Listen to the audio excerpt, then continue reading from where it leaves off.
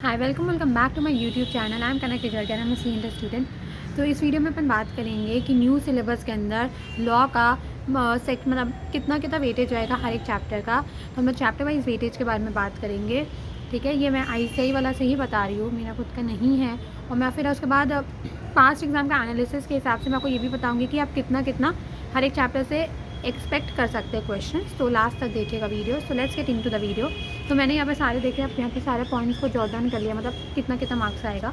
तो सबसे पहले प्रीलिमिनरी, इनकॉर्पोरेशन ऑफ कंपनी और prospectus and share capital and debentures को मिला के आप 20 to 30% तक का एक्सपेक्ट कर सकते हैं। ठीक है, फिर उसके बाद आता है acceptance of deposit, registration of charges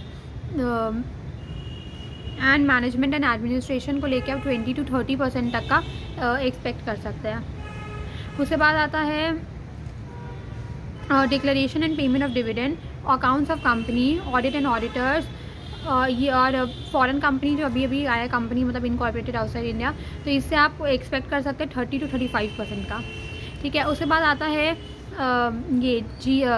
general clause act. तो जनरल क्लॉज एक्ट से आप एक्सपेक्ट कर सकते हैं 35 to 40%, LLP से 15 से 20%, इंटरप्रिटेशन ऑफ स्टैट्यूट से 25 से 30% और फेमा से 30 से 40% का।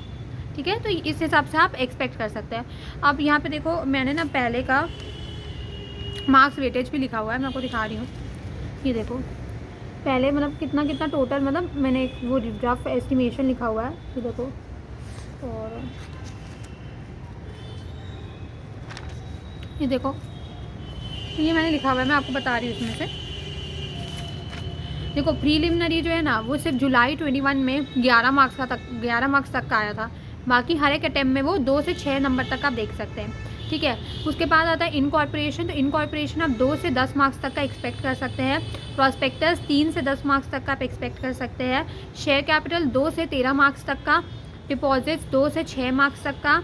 चार्जेस मतलब रजिस्ट्रेशन ऑफ चार्जेस से 2 से 6 मार्क्स।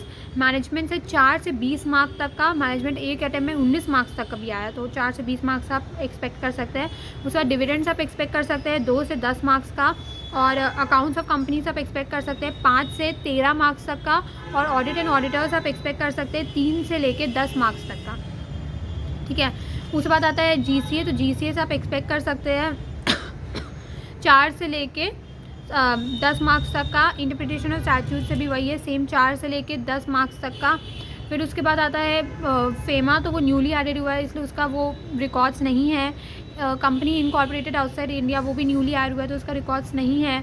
और LLP भी न्यूली ऐड हुआ है, तो उसका भी रिकॉर्ड्स नहीं है। वरना बाकी सारे चैप्टर्स मैंने आपको बता दिया कि आप कितना मार्क्स का एक्सपेक्ट कर सकते हैं। और उससे पहले मैंने आपको ये भी बता दिया कि ICAI का मार्क्स मतलब ICAI के हिसाब से कितना वेटेज है, 35%, 40%, वो सब मैंने आपको बता दिया। So that's it for this video and do like and subscribe to my YouTube channel and share with your friends. Thank you, all the best.